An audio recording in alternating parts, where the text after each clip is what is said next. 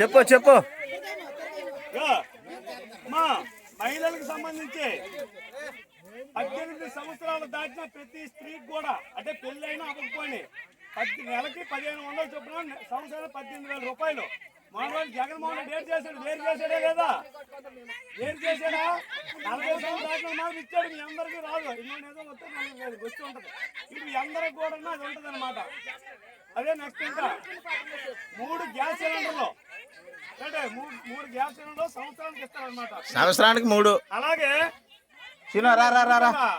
అదే మామూలుగా ప్రతి ఇంటికి ఇచ్చేస్తండి.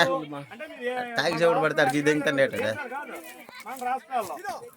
అలాగే రైతుకి